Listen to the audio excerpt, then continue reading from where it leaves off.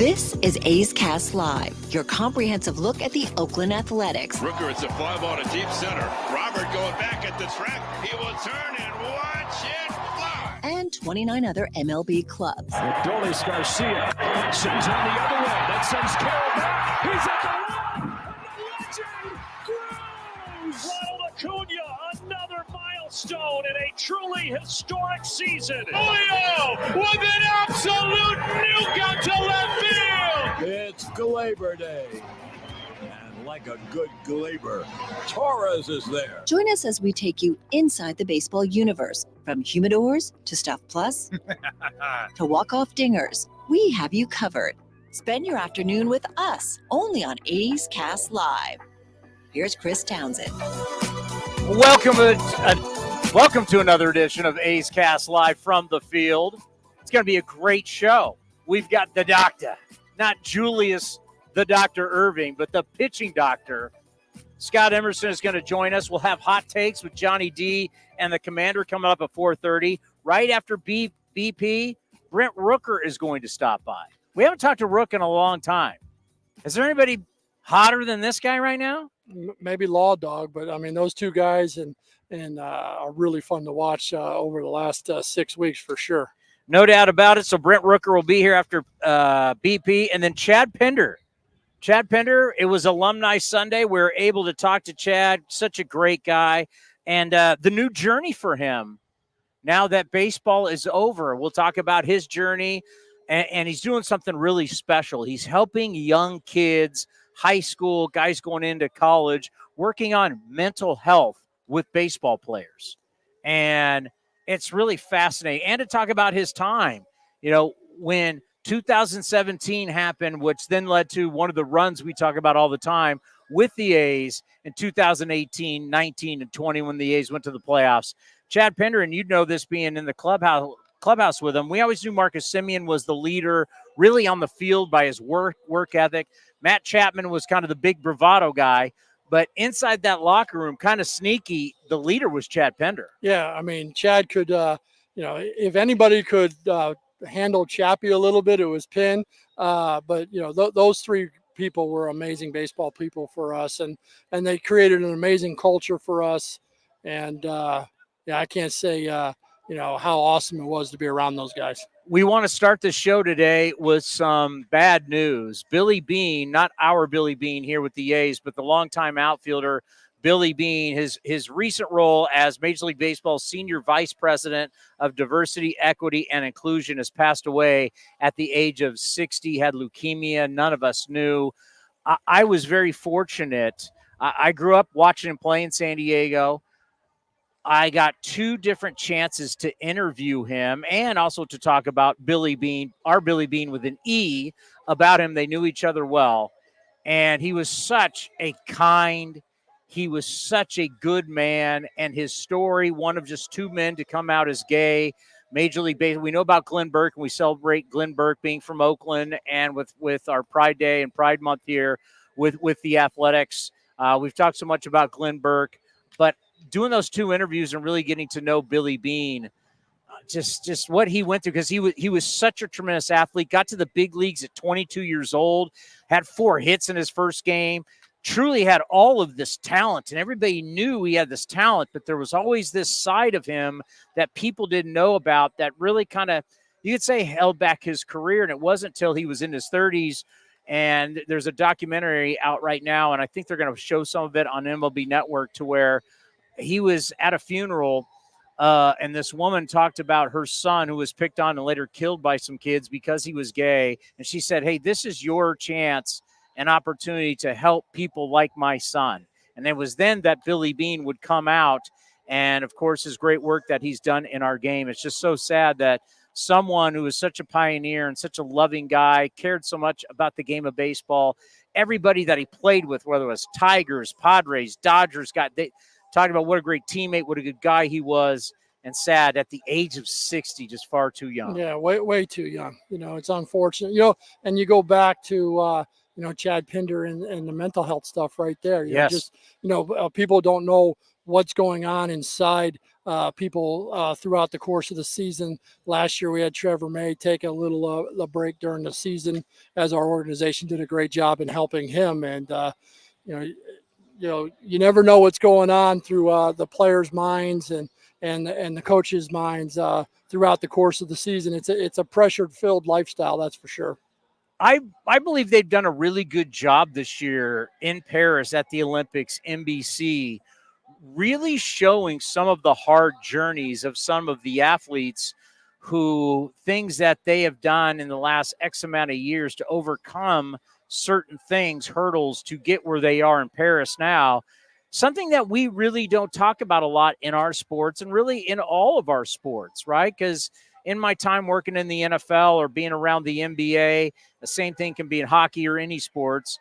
There's a lot of things that happen to athletes that we flat out just don't know about away from the field. You guys know about stuff that happens with your players that you don't tell the media, that doesn't get out, and you know what they're dealing with, and it can affect them on the field. But then after the game, whether it's you, whether it's Kotz or the player, they've got to talk about it, about the struggles of playing, but you don't know one of the reasons why they're struggling. It's the stuff they're dealing with off the field. And one of the greatest examples right now is Freddie Freeman returning last night to the Dodgers. Yeah, thank goodness that his son's going to be okay, or there's a good road to recovery. He's at a hospital, yeah. Yeah, and that's just, for Freddie and his family, my condolence goes out to him and his family. But, that's just not an easy task during the season. We all think, that baseball is, we love the game so much, but it doesn't define who you are at the end of the day, and as much as I love the game of baseball, your family's going to always be there for you, or you hope they are, right? And, like I said, you just don't know what players are going through each and every day until they tell you. And if the guys that don't open up, it's a grind for them mentally, and the guys that open up, you hope you can help. Because we always think about your role is helping someone from a physical standpoint. I like to tell people, though, once you get to this level, everybody has the physical tools. So much is helping guys with the mental side of it. So what is that like for you when you have to help a pitcher, when you know it's just not about a physical tweak, and it may be just not a mental thing on the field, but it also could be a mental thing away from the field? Yeah, I think if you've listened to enough of A's Cast and me, I always talk about being cool, calm, and collected. Who are you on the field? Can you avoid the peaks, and can you avoid the valleys? Because, things happen each and every day. Once you hit the white lines, hopefully you can go out there and shut off any outside distractions that you're getting and go out and pitch the game. But sometimes it's hard. The players have families, they have kids, they have parents struggling and going through things. As we're getting older as players and coaches, our parents are getting older themselves. Yeah. And that's could be an outside distraction. But the mental part of the game is really, the one thing that you've got to really stress up here at the major league level, because most of the guys have close to the same abilities. Some guys are better, obviously, but can you get that guy who has good ability to be better through his mental performance? And that's one pitch at a time, not trying to make a pitch that he's incapable of making, not trying to throw 96 when you can only reach back and throw 93. Stay cool, calm, and collected and throw the 93 ball with execution, then try to overthrow a 96 ball. That ball drops back to the middle of the plate. We see that a lot ahead in the count where we press ourselves. We try to make that better pitch, and then all of a sudden we roll out of our delivery and leave the ball closer to the middle of the plate. And that's one thing that you're constantly talking to with these younger pitchers is, hey, don't necessarily worry about making a better pitch. Make the pitch within yourself. And the other day when Joey Estes took the mound against the Dodgers, I said before the game, Joey, you be Joey today. You go out and be Joey. And I think I made a mistake in his previous game of saying, hey, don't overthrow in situations the crowd gets bigger. And maybe I got him thinking. So the last game, my thought process for me was, hey, Joey, you go out there and just be Joey Estes. You execute your pitch. You're going to be good against the Dodgers. So when you show up every single day, obviously you have a new starter. Do you think about a message for that starter every single day? You guys walk down to the bullpen. He warms up. You get on the mound. he gets off the mound. It may be before he throws his bullpen. It may be after his bullpen. Is there a message that you think about before every game? I think there's a message that I'm constantly thinking about for everybody in that clubhouse, whether it's myself or feeding myself a message or talking to coaches. What can we do better for each guy? How can we talk to players? How can we get every player one day better? And yes, there's a message that you're sending constantly to players, and that's called coaching. Know what message to give, know when not to give a tough message, know when to put your arm around a player, and hopefully you develop that relationship that they know when you're beating them in the tail a little bit, it's in good faith that, hey, I want what's best for you. And that's the developing the relationship that, hey, I don't work for you, don't work for me. We work together to get you to become the best player you can possibly be. And I tell the pitchers, like, you're the president of your own corporation. I work for you. I get paid from the A's, and we do have guidelines, obviously, but I work for you. How can I get you better? What can I do to help you? But I'm also going to help you and be a realistic person and give you the things that you need and not feed you just a line so you can pump yourself up. I got to give you the right information. Our data team is awesome. They give me great information on ball metrics and how our body is moving. Pike, Goldschmidt, Ethan Stewart lead that department for me. I take in a lot of their information, and sometimes I tell them I gotta listen, I gotta soak it in. It might take me a few days, but then I gotta transfer that message to these players. And some of it is, hey, just be you. With all the new technology, everybody wants a quick fix. Yes. And that's. Some guys can do that and some guys can't. So technology can take us down a rabbit hole, or technology can just say, hey, keep doing what you're doing. But I'll firmly believe that execution of the pitch is going to be more important than anything, because the best execute, and then the best execute with the best stuff. It is so true in all of sports. We all want a quick fix, right? You want to just think it's like one little thing. I mean, even at my age playing golf, I want to think it's just things take time. To be able to repeat something over and over again and trust it in competition is really tough. The player that needs to be kicked in the butt versus the player that you need to pat on the back. Every athlete is different. You try to get the best out of them. You got to know how to deal with them. You got to know how to talk to them. You're talking about how to give them information, but then there's just how do you treat them? Certain players are just different. I know for me, it may not shock you. What was best for me is I needed to be kicked in the butt. That's what got me the best out of me. I was not somebody, everything's going good, let's just try this. Some people you got to coddle. Yeah. So how fast do you need to figure that out with players and then go in that direction to get the best out of them? Well, sometimes, obviously you want to trust both sides of the spectrum. You want to be able to trust the player is giving you the right information, and trust that you're giving the player the right information. And sometimes it just takes a little while. I mean, it could take a year or two with a player. It could take 6 months with a player. If you have a player that knows that player and that you've been, trustworthy with one player, he might pass it on to another player. Like, this is somebody you need to trust. So I go in with all the players and I say, we just got to be honest with each other and upfront and how we're going to do things. I'm going to give you honesty. Most players try to revert back to what they do best, and they try to do what they've gone and been successful at. And sometimes it doesn't work as good at the big league level. And then that's when you really, really better execute your pitch or execute what you're doing. Some guys, you've got to tell them, hey, look, we're close, but we got to make a change, whether it's adding a pitch or subtracting a pitch, whether it's doing, what we did with Hogan Harris, trying to get him to move a little bit straighter, better, earlier out of the chute. I think he bought in.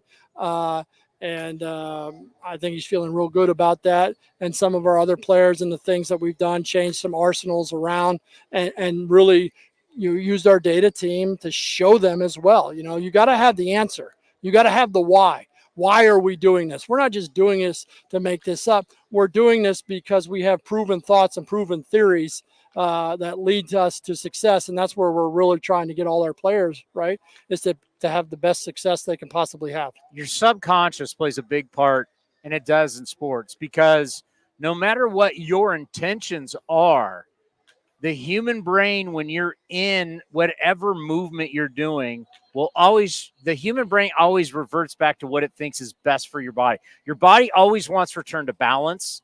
Like it's funny when you start learning about how the brain controls things. Like, I may want to do X, but once I'm in that moment, the brain might revert back to something. Do you guys ever talk about that with pitching? Yeah. I mean, that's pitching mechanics. That's coordination. That's being able to keep your have a repeatable delivery, have a pace to your delivery that you throw all your pitches out of. Like I said earlier, you don't want to just speed up on a fastball and try to throw a fastball harder when you're incapable of throwing that pitch harder. You don't want to do something totally different to a breaking ball, maybe when you're incapable of doing that. Control the controllables. You are who you are. You move the way your body wants you to move. And we talked about that kind of on the last show. So sometimes we just got to feed that movement. Josh Cuffey does an amazing job with our guys in the weight room. Him and I and Dan Hubbs, our bullpen coach, are always constantly talking about, your posting leg, your back leg. Is it strong or is it weak? How can Cuffey get it strong in the bullpen, in the weight room? How can we get it strong in the bullpen? So there's just so many interchangeable parts in our organization that we're using. And, the more we're using our resources and meshing it together, I think the better our players are going to be. Hogan Harris, we talked about it yesterday with the general manager, David Forrest, about how tough it is to send guys down when they're going well. It's a numbers game. Who has options? Guys are coming back. Obviously, you don't have control of that. You're not the front office. You're the pitching coach. You got to coach the guys that are here. But the message, when a guy like Hogan Harris goes out and throws the way he did against the Astros, he's going really good. He's feeling good. Knowing he's going to go down, it's not about his performance. It's just how the game works with the numbers. You want him to go down and continue what you guys have been working on when he goes down to AAA and remind him he's not going to come back. But that's got to be a tough conversation. Yeah. When you go down, prove that we sent you down for the wrong reasons. Go down there and dominate AAA. And yes, it's never easy. We got 13 guys. And, those 13 guys, my job is to try to keep those 13 guys here. I think we talked about this on a previous program. And my job is to have those AAA guys push these 13 guys. So, it's unfortunate you only get 13, but that's the game, right? And those are the rules. You have 3 options, and sometimes you have to make difficult decisions, and that's what happens. And sometimes you got to send somebody down who's pitching pretty good, and that's a good problem to have also. No doubt. Talent shows there's talent. When we've wondered where is the talent in the organization, we're now seeing talent across the board and talent coming, especially from the offensive side, which has been great to see. And I've got all kinds of offensive numbers about how good this team has been since July 1st. By the way, team has the best record in baseball since July 1st in the American League. And let me tell you, it's going pretty good, but we don't talk enough about the pitching. Well, I mean, pitching, defense, and timely hitting is a great formula for success. I just want our guys to go out there on the pitching side and stay even keel, keep us in ball games as long as you can, and just do your job. Do the best that you can. Be prepared each and every day. And, JP Sears had a heck of a month. Phenomenal. Austin Adams had a heck of a month. So I'm really proud of those guys. And, I just want them to keep grinding and keep working over the next, 6 to 8 weeks that we got left. Well, 17-11. I want to make sure 17-11 since July 1st, the best record in the American League. We're going to have Brent Rooker coming up next. What should I ask Brent Rooker? Yeah, ask him, about plate discipline. I think, what he's done when he's hot is, for me, Brent Rooker swings at strikes in the zone, and when he gets them, he demolishes them. It's like any other hitter. When they go into a struggle, it's the mental side of chasing pitches outside the strike zone. He's the pitching guru. He's the doctor. Oh, on the way out, he did show. 3. You get a little shimmy sham. That's a pretty good jump shot right here. There you go. Just so we all know that there's still a jumper left in this left arm. So we all know that you were Mr. Arizona in basketball? No, I wasn't. Mr. Phoenix? No, I was all Phoenix and all state, but all state. That's a pretty good jump shot. You're all state. Yeah, but that's a pretty good jump shot. He's an athlete, folks. He's an athlete. Appreciate the time. Thanks for having me. Brent Rooker coming up next right here on A's Cast Live. Do.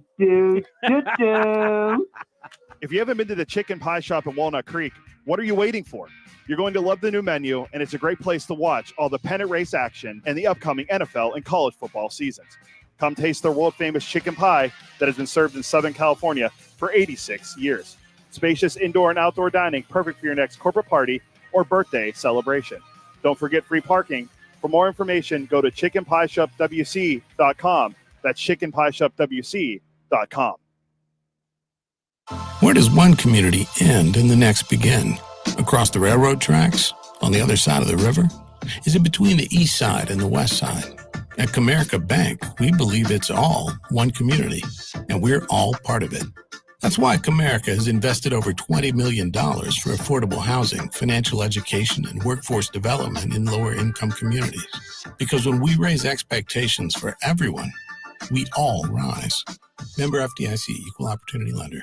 Hi, fans. This season, Kingsford Capital Management is the official hedge fund sponsor of the Oakland A's. At Kingsford, down to business is their way of seeing the world. Investing has its pitfalls, treacherous chasms of half-truth and despair. Kingsford's mission is to create opportunity through application of proven innovation and entrepreneurial focus with trust, tenacity, loyalty, and growth, establishing a strong reputation as a proven intended and validated bedrock of American finance. Kingsford Capital, down to business.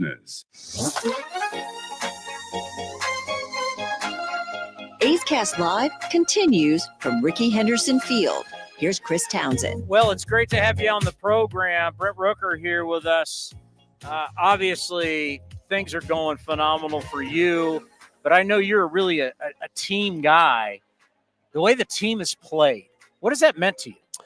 Yeah, it's been fun, man. It's been cool to watch a bunch of guys kind of find their confidence and get comfortable and kind of figure out their role and how good they are, and then watch them succeed and watch them flourish. And that's shown on individual levels. It's shown on on us as a team, how we've been playing collectively as a group over the past month and a half, and it's just fun to be a part of.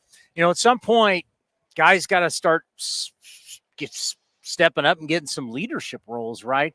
When did you feel like now is the time? Because in a lot of ways, you've become one of the leaders in the clubhouse. Yeah, I mean, coming into this season, I had some success last year, and just the nature of our team and the way our roster is made up, I was already kind of inherently one of the older guys, despite not having a ton of time, obviously, but just we've had a bunch of young guys, a bunch of inexperienced guys. So at the beginning of this year, kind of felt that way, and then kind of throughout the season, as even more of those guys the older guys than me and with more experience than me have kind of gone to other places, I've kind of had to step in that role as one of the more veteran guys, especially on the hitting side.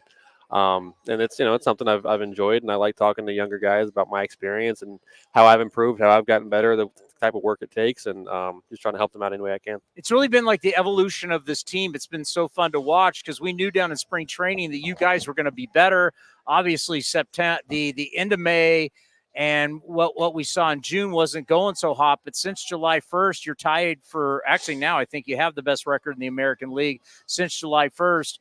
And one of the things we all talked about is do not trade Rook, do not trade Mason Miller, do not trade Andujar. What did it mean to you to have the front office say, listen, I know a lot of people your name was everywhere. Sure. Your name, that's got to get old. But what did it mean to you go, no, we're building on this and we're taking this into the next couple of years? Yeah, I think throughout pretty much all of July, that the sentiment in our clubhouse amongst us players is, hey, like, we're not far off from being a team that can go out there and compete for a playoff spot and can go contend and win a lot of games. And that's how we all felt as players. And I think when you get through the trade deadline and I'm still here and Mason's still here and Miggy's still here, like you said, I think it just shows that the front office kind of feels that same sentiment. Like, hey, we're just maybe one or two pieces away next year, or a couple guys developing here and there from being a team who can really go out and win a lot of games and and contend for a playoff spot, which is super exciting. You're active on social media. How hard is it to kind of block it out because your name's everywhere? Yeah, I do my best to. I'm off Twitter during the season, except like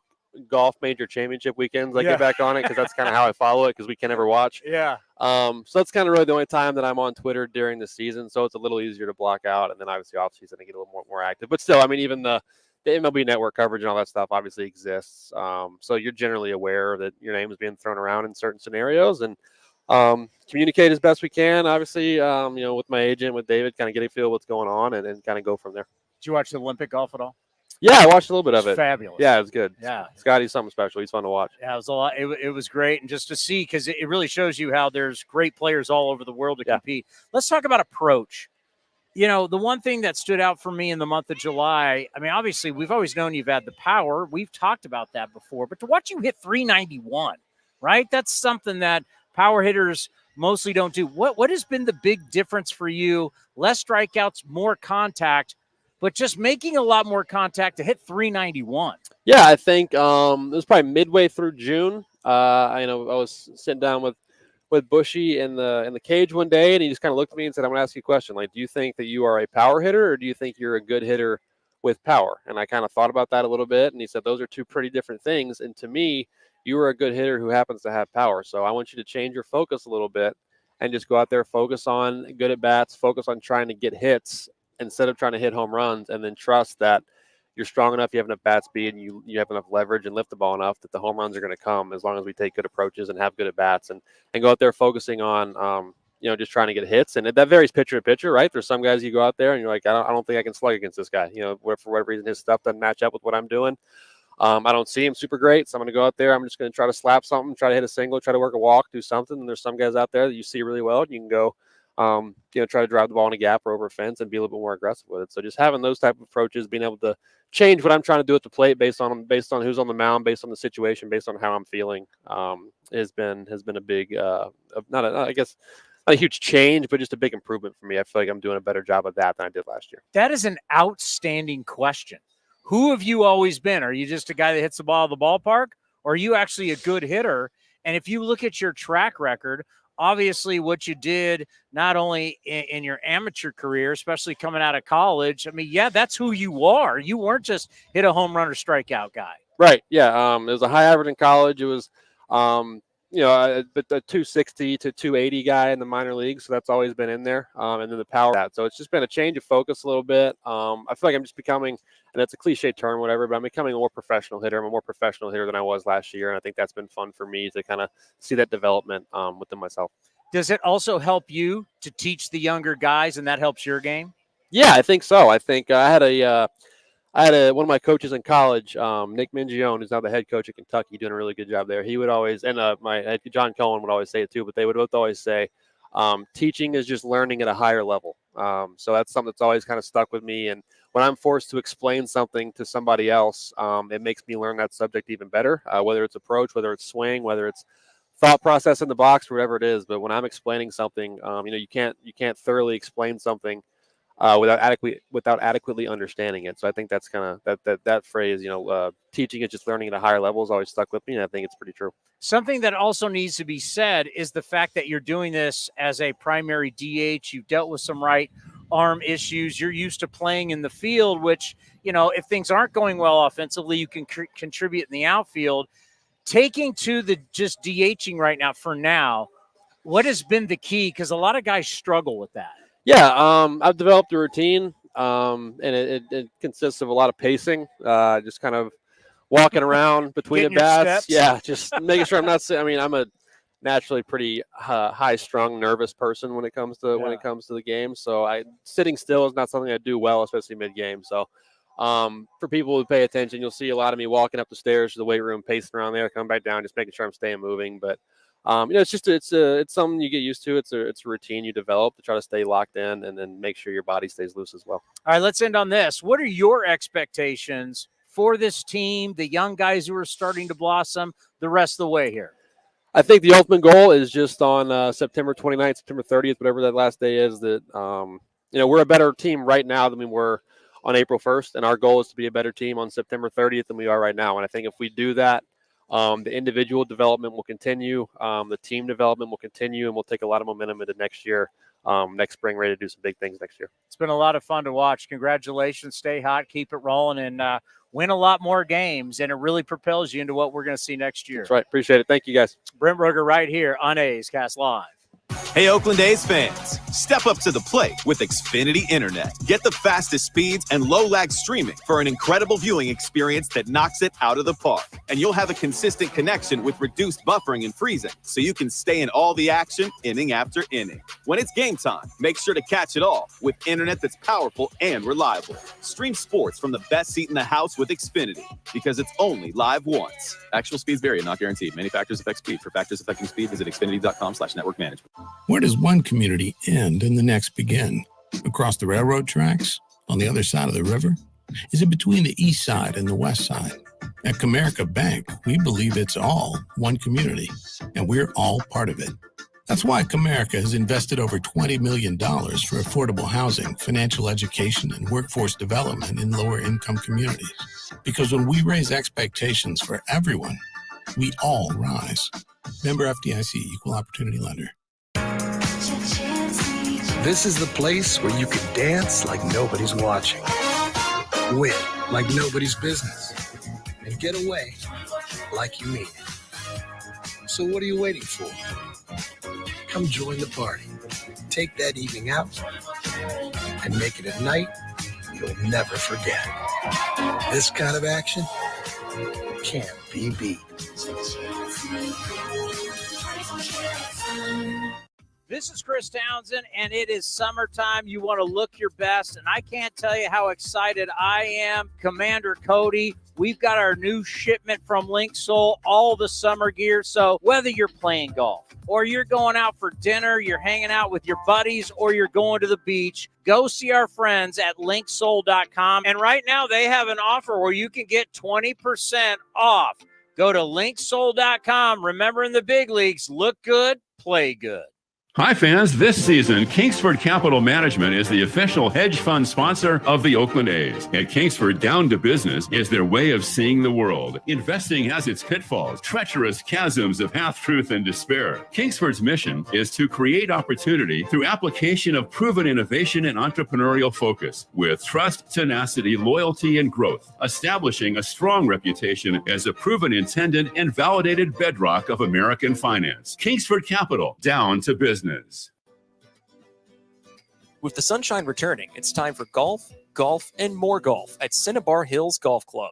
Cinnabar Hills is also your destination for great food with their beautiful renovated restaurant and quality craft beer selection at their full bar.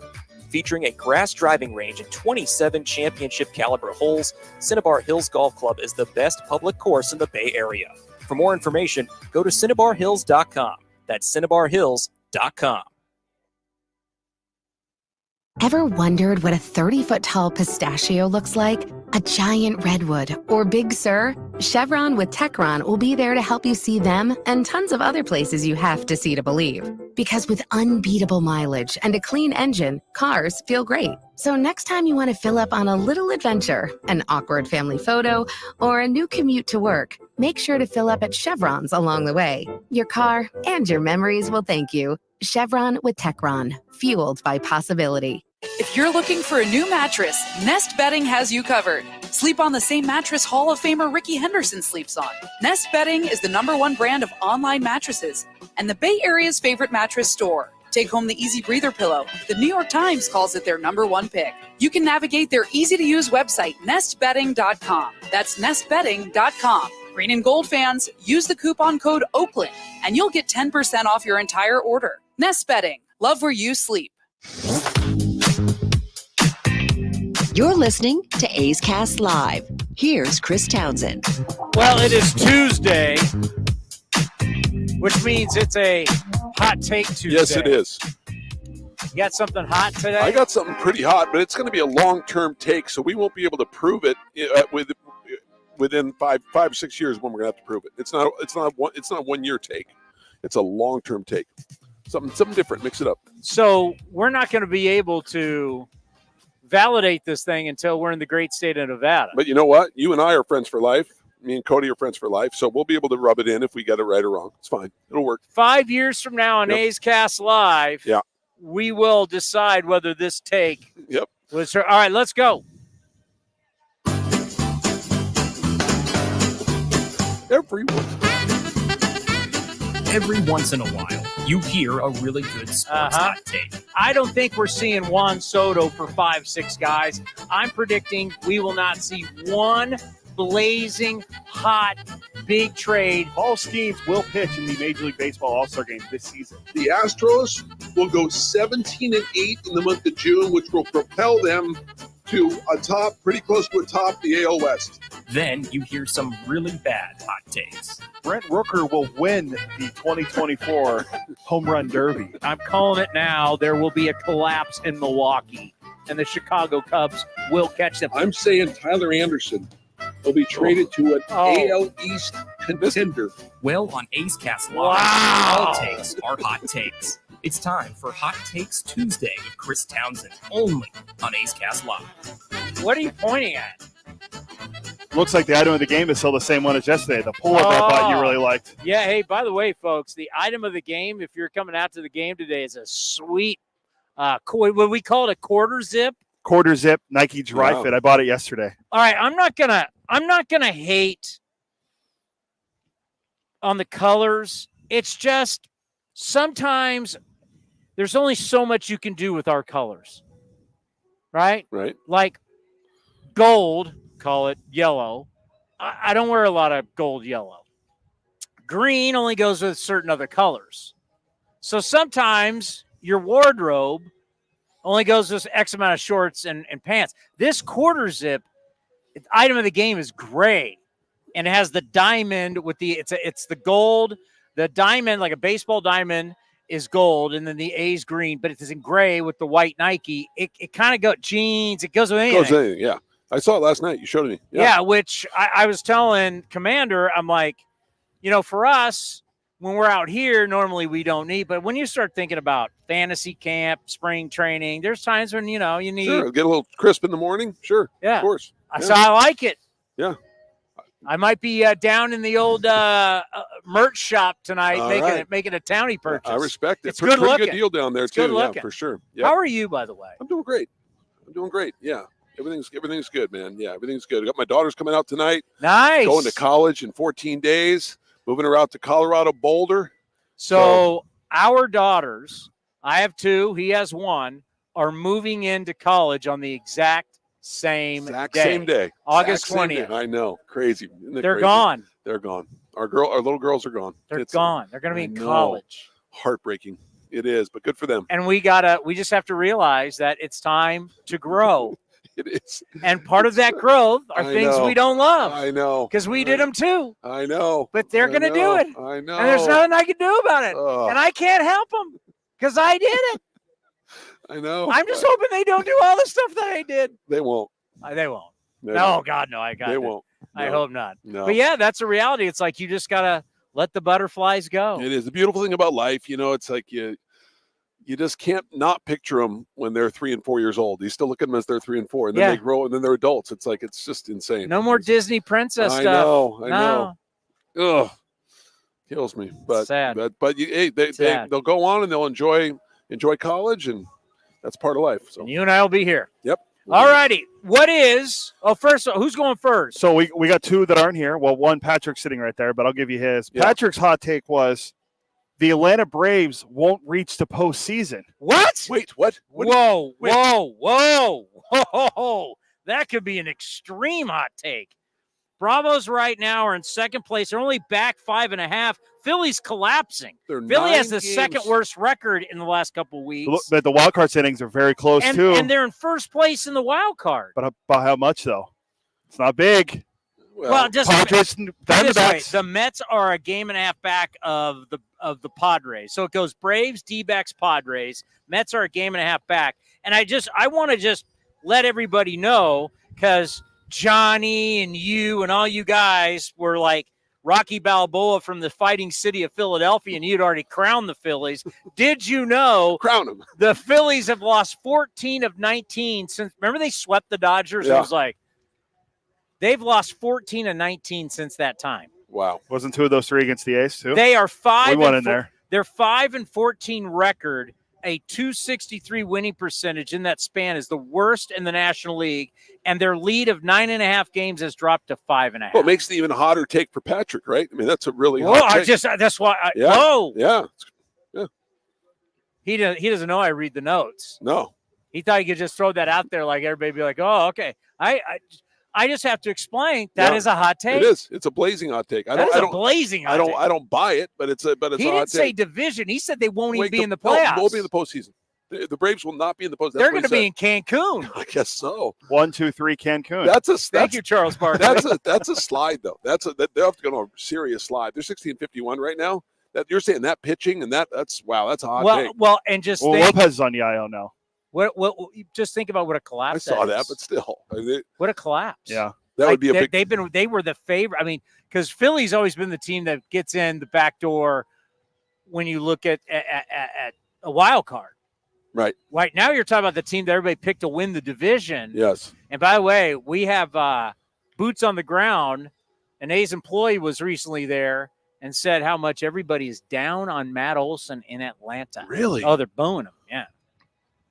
Wow. Hot take. I like it. So the Karate Kid Ray, his is also another postseason take. Jets won't make the playoffs again. Oh, wow. What a hot take. Devonta Adams will be a Jet. Aaron Rodgers will play more than 2 snaps. What snap did he get hurt on? It wasn't like that. It was in the first series, yeah. He'll play more than 1 series. The Minnesota Twins and Kansas City Royals will miss out on wild card spots, and they will be taken by the Red Sox and the Rays.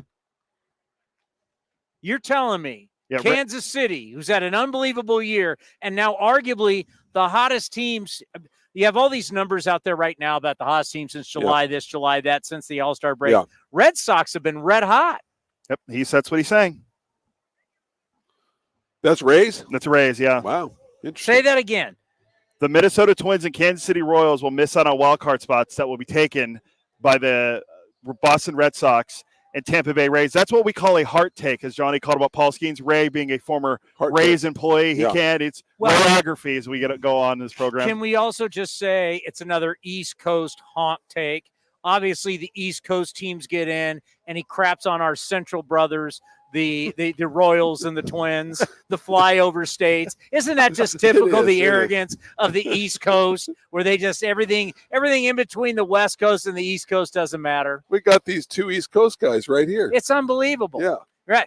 East Coast just better. They're just better than everybody. Did anybody say anything about Rangers and D-backs last year? No, because they didn't care. No. Because they're not on the water. They're not going to predict something that's not East. No, if you're not on the water, they don't care about you. Come on, Ray Jensen. We're calling you out. All right, so I'll go. Mine's not going to be Brandon Ayuk will be a Steeler. I'm not going to go there. I got a little. Do they have a trade for him right now? No. The Steelers apparently re-engaged with the 49ers, but apparently the Browns and the Patriots have a package put together for Ayuk. One of them includes Amari Cooper coming back to San Francisco. Can we say this? Santa Clara. Can we say this, and would it be factually true that it seems like now in more modern day football, we're seeing more trades of good players? We used to see no trades. Now we're starting to really see some trades. Yeah, I think the trades are definitely. I don't know what changed, but I think the CBA and the way that the money the players want, I think their teams. I mean, we saw the Titans move off A.J. Brown, and he got traded to the Eagles, and Devontae Adams being traded to the Raiders. He could be traded again to the Jets. Who knows? Years ago, you were getting traded. There had to be some bad blood, animosity, like the contract negotiations were. So, I mean, usually there's a little issue, but I mean, we're just seeing trades where it's like, hey, this makes good sense. We don't want to pay him. Somebody else. I like it. Some movement. Yeah. So here's mine. I'm going to play a piece of audio, then give you my take. This was from the other day. They can't say it anymore, complete game, shutout, no hitter, leave me alone. But he doesn't go 9, doesn't go 8. You know how good that feels? Just did it, leave me alone. That's Blake Snell, who threw a no-hitter the other day. Tired. First time in his career, he hits into the 8th inning. Congratulations after 8 years and 2 Cy Youngs. So now, because I've done it one time, don't ever bring it up. So my hot take will be Blake Snell will never throw another complete game in his career. It's a long-term take. Will never throw. I was going to go. That's a terrible take. Well, I was going to go. Blake Snell will not go past 5 innings in his next start, which is tomorrow, I'm pretty sure. So your take is something we can't judge until he retires?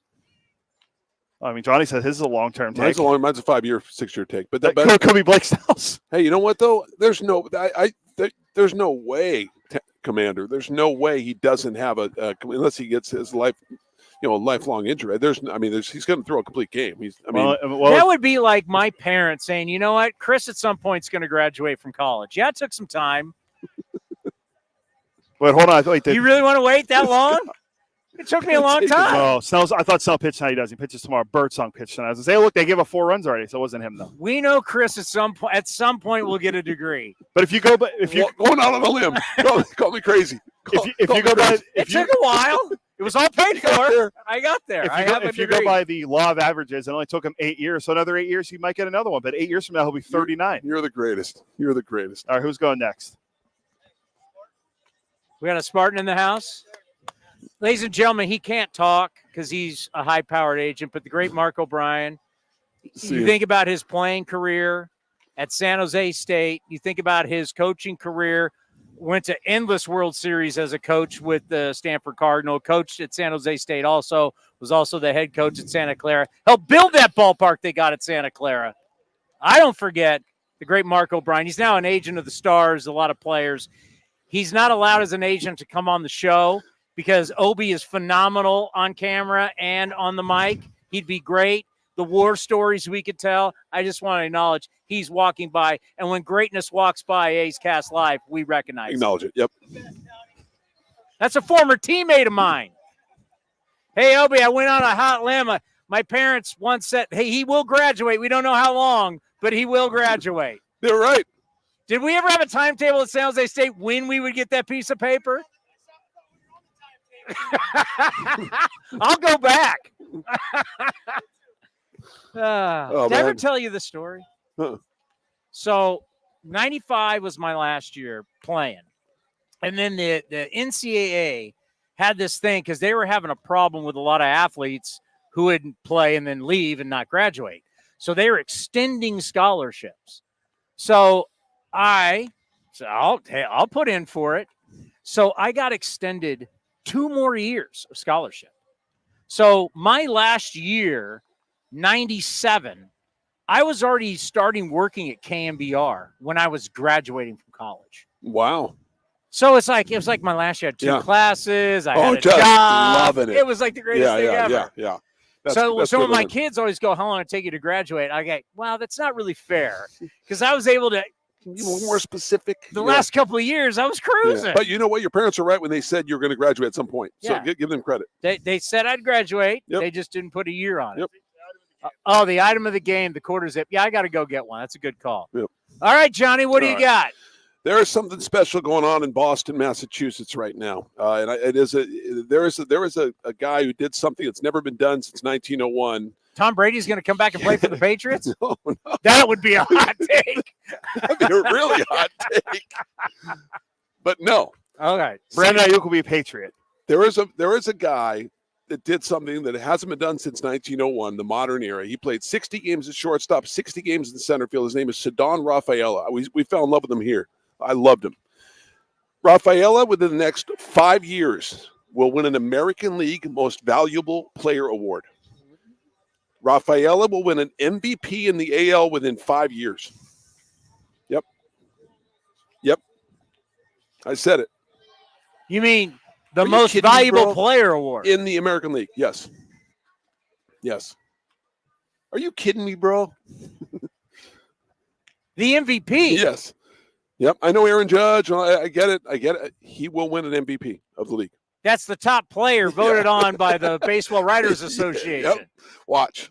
The one I have a plaque at my house. Yep. He's going to win Rookie of the Year this year, obviously, but I'm saying he will win an MVP. Yes. I like it. Yeah. We just have to wait 5 years. Yeah, we do. Well, I don't know. Maybe he wins it next year. He's not winning it this year. No, he's not. Wait, when does it start? Let's start it next year. So yeah, I was about to say, because you're doing it now. He's not winning it this year. Right. That wouldn't be fair. Okay. All right. What do you think? I think it's a hot take. It's just it's 5 years. He's a nice player. I like him. He's a good little player. Good little player. He did get it. The Red Sox gave him a contract extension, right? So he will be in Boston for the X amount of how many years it was. He will be. Great player. Great player. Are you ready for my hot Yeah. take? What do you got? There are certain A's that played here. I just kind of reminiscing with when Chad Pinder, who you're going to hear later on this show and watch on this show. It brings back some good memories. That time of 17, leading into 18, 19, 20. Really liked that group, had a really good connection with that group.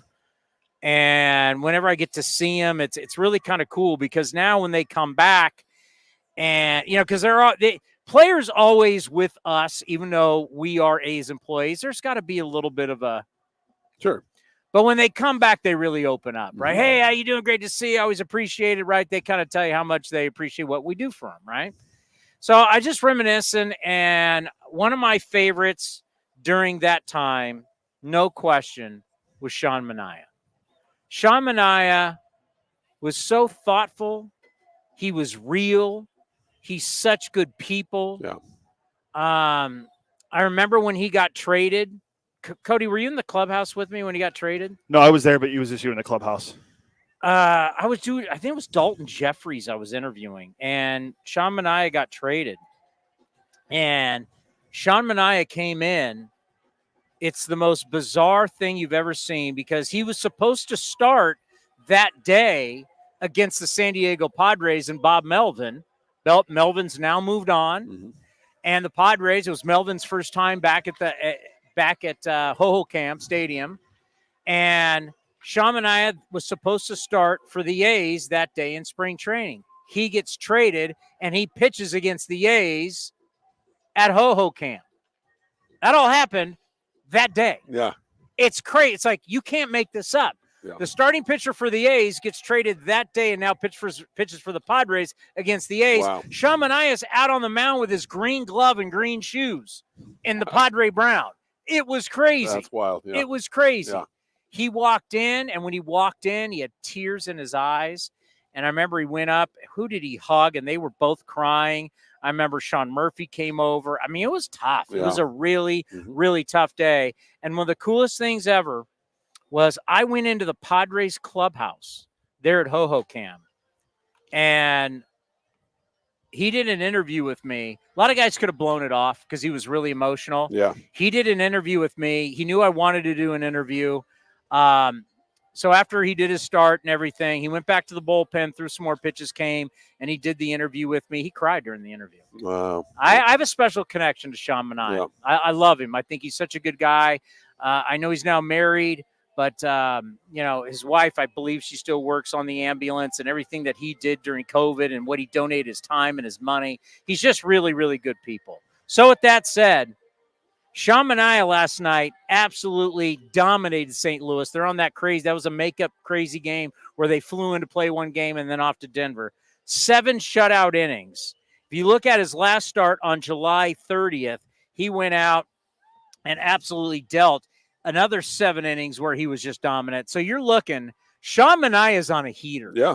And when Sean Manaea gets on a heater, he is really tough to hit. He's a big dude. He's kind of that 3/4 kind of Tyrannosaurus Rex kind of where he comes from. And when he gets that changeup going, because it mimics his fastball so well, he is so tough to hit when he's got the good fastball, because he can ride it. It stays up in the zone a little bit longer because he's not pitching down. He's coming here. And I know I'm not left-handed, so it doesn't look great. But if you understand, so the way he's a big man who comes from right here, and with that changeup, the way it comes out, it looks identical. Sean Manaea will be the National League Pitcher of the Month for the month of August 2024. I like that. That's a good hot take. He is going to ride this, and I'm not even getting his great start. So his start on July 30th versus Minnesota, they won 1-0. He went 7 shutout innings. So he's gone 14 straight innings of shutout baseball. I do not get credit for that into July start on the 30th. I'm just getting credit for yesterday. He's got a few more starts in this month. Mets are going to get hot. Sean Manaea is going to help lead them. And I think at the end of the month, he will. I'm saying he will be the National League Pitcher of the Month. I love it. I'm putting all my chips in on Sean Manaea. I love it. I thought you were going to go Sean Manaea will be an Athletic before his career is over. The way you were going, leading into it, how much you loved him and everything. I was like, oh, he's going to say. I don't do long-term take. I don't do period takes like you guys do. Period takes, like a period piece. I mean, seriously. Hey, I got a take. What do you got? White Sox will win a game at some point. At some point they will. That's a Commander take. At some point they're going to win again. At some point. As an organization, Yeah. mark my words, the White Sox will win another game. Hot take Tuesday. By the way, is it tired when everyone piles on? Like, I'm not going to do it. We have all these stats and we can do all this stuff. I actually went and got the White Sox notes today. I came actually to see Johnny when I did it, just to see, like, how bad are their notes, like all this stuff. Look, these are big league players, right? And that's like, it's at some point they're going to get a victory. It's got to be hard in that clubhouse. But piling on, it's tired. It's easy. It's short, too much of a short putt. And by the way, outside of Chicago, does anybody care? The Chicago care. Yeah, I mean the fan bases care, but it's like in the in the NFL, if a team's winless for X amount of games, like, you just stop being talked about. Like their losing streak, everybody's talking about it. It's like, I get it, they tied Baltimore, whatever, but it's like sitting here and doing the notes. Like last night, it came out they're 0 for 56 when trailing after the sixth inning. They're 0 and 56, but after a while, it's like, who cares? Yeah. You suck. Like if I'm in Chicago, or if I'm obviously have a big fan base, have a big regional fan base, if I'm a fan of the Cubs, I care. But I mean, of the White Sox. Yep. If I'm the Cubs, I'm enjoying the hell out of it. Right. But for the rest of baseball, it's like, because you know what? We went through that last year. Yep. It sucks. It really, really sucks. Yep. Look, you just got to be. You're going against him. You got to be classy about it, right? You can't rub this stuff in, because you're right. That's bad karma. You can't. This was us last year almost. Yeah, exactly. We got crushed. And by the way, so it's like they're going to win again. You just don't want it to be against you. Yeah, well, which could happen tonight or tomorrow. Right. I mean, 21 straight. This is a team that's won 27 games. It's a big. It's just it's been tough. A lot has to not go your way too to lose 21 in a row, right? You could be bad, but you also you also not getting a ton of breaks either. So I'm sure you talk to them. They're ready for things to go their way. Can you do me a favor? Are you on tonight? Yeah. Can you do me a favor? Yeah. I want you to highlight something, because I don't think, if you asked our fan base about this, I don't know if you know this. I kind of like JJ Bleday. I got the feeling you did. I actually had a high-ranking A's official ask me yesterday. This person's not in player development. They did ask me, though, if I could extend one player right now, long-term, who would it be? And I said this guy. Bleday? Yeah, you said that too. And let me tell you, I don't think you guys understand. You're getting a terrific center field. JJ Bleday with the double last night. He ranks third in all of Major League Baseball with 32 doubles. Yeah, he's Tris Speaker in it, right? Just double after I just double. want you to think about that. Yeah. He's third in baseball in doubles, playing center field in this yard. You broadcasted how many years up in Sacramento? 22. Like, whatever people's numbers are here for 81 home games, how does it translate to Sacramento? Well, for the PCL, it was a pitcher-friendly ballpark, but for the big leagues, it'll be hitter-friendly. It's going to be interesting to see the numbers that are put up, especially in the heat. I mean, how is it not a friendly ballpark? I understand it's a pitcher's friendly ballpark when you're playing in Vegas. Well, Vegas, Reno, El Paso, Colorado Albuquerque, Springs, right? All those home run derby every day. Exactly, those Cracker Jack boxes. How many home runs do you think you've called in your career? Oh my gosh, especially when they got, in minor leagues, they have the baseball, and plus in those stadiums, a ton. What's the most home runs ever in a game you've called? Oh my gosh, it's got to be like 13, 12 or 13. Yeah, some crazy. All right, have a great call. Thanks, brother. So yours is 5 years. Yep. Rafaela wins an MVP. Yep. Cody, yours is Blake Snell never has another complete game. That's Patrick is a great one. Yeah, how about that, huh? Patrick, the Braves don't make the playoffs. Yep. And Ray, typical East Coast honk, says Twins, KC will not be in the postseason. Red Sox, Rays will. Yes. Mania pitcher of the month. Mine, we won't have to wait the rest of our lives. It is hard a little bit, but that's okay. Hard take, hard take a little bit. It's okay. Mine will be Sean Mania will be the NL pitcher of the month. I guess all of us are too gutless to say the Dodgers won't win the NL West. Oh, do you want some Snakes news? Hey, I have some Snakes. Hot take we have another Hot Take Tuesday next week. We'll see how they play this week. How much time do we have left? like 40 minutes. Johnny has to go, though. I know. I've got some Snakes news. Yeah. Some very interesting Snakes news. And that's the Diamondbacks, by the way. And I have something on Zack Gelof that's going to tell you why you have to love this kid. Despite his struggles, why you have to love Zack Gelof. You go eat. Have a great broadcast. We got more coming up next. Why love Gelof? Well, I'm going to tell you on A's Cast Live.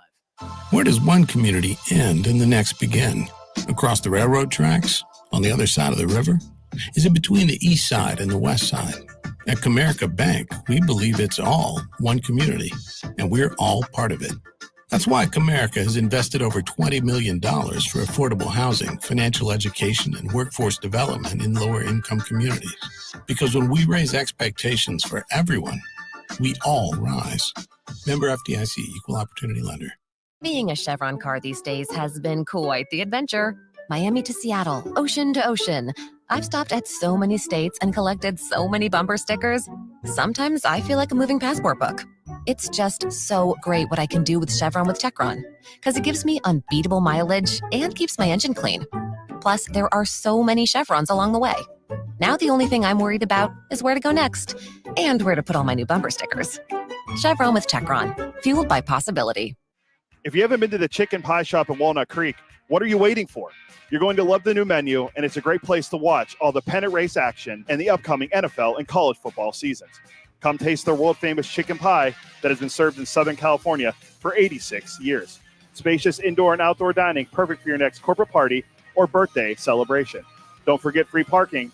For more information, go to chickenpieshopwc.com. That's chickenpieshopwc.com. It's summertime, and I can guarantee you probably need to redo your wardrobe. You want to look good, and you want to feel comfortable. This is Chris Townsend, and you got to go check out my friends at Link Soul. They've got all the finest fabrics. You're going to love the shirts, the polos, the shorts, you name it. Redo your look for summertime. Go to linksoul.com right now, and you can get an offer for 20% off. Remember, in the big leagues, to play good, you got to look good. Hey, Oakland A's fans, step up to the plate with Xfinity Internet. Get the fastest speeds and low-lag streaming for an incredible viewing experience that knocks it out of the park. And you'll have a consistent connection with reduced buffering and freezing, so you can stay in all the action inning after inning. When it's game time, make sure to catch it all with internet that's powerful and reliable. Stream sports from the best seat in the house with Xfinity, because it's only live once. Actual speeds vary and not guaranteed. Many factors affect speed. For factors affecting speed, visit xfinity.com/network management. Nestled in the hills of San Jose, minutes from Silicon Valley, Cinnabar Hills Golf Club offers 27 holes of championship golf, first-class pro shop, practice facility, and great food in the grill. This time of year also means family and business get-togethers. Let the folks at Cinnabar Hills make your event unforgettable while enjoying their award-winning venue. It's all there for you. Championship golf, a great space for any events, and incredible food. See it all at CinnabarHills.com. That's CinnabarHills.com. Hi, fans. This season, Kingsford Capital Management is the official hedge fund sponsor of the Oakland A's. At Kingsford, down to business is their way of seeing the world. Investing has its pitfalls, treacherous chasms of half-truth and despair. Kingsford's mission is to create opportunity through application of proven innovation and entrepreneurial focus with trust, tenacity, loyalty, and growth, establishing a strong reputation as a proven intended and validated bedrock of American finance. Kingsford Capital, down to business. This is the place where you can dance like nobody's watching, win like nobody's business, and get away like you mean it. So what are you waiting for? Come join the party. Take that evening out and make it a night you'll never forget. This kind of action can't be beat.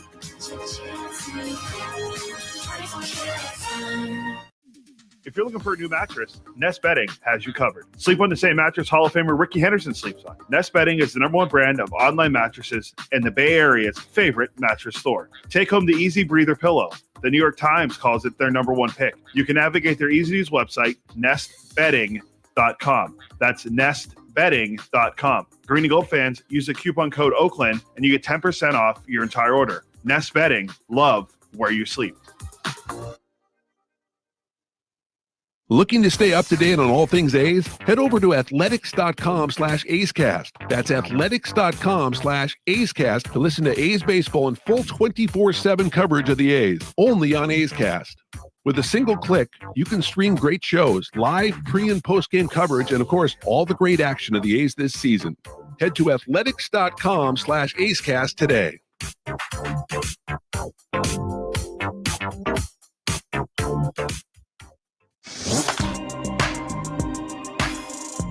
Streaming from Rickey Henderson Field, A's Cast Live continues with Chris Townsend. White Sox taking BP behind us. Folks, they got a long way to go.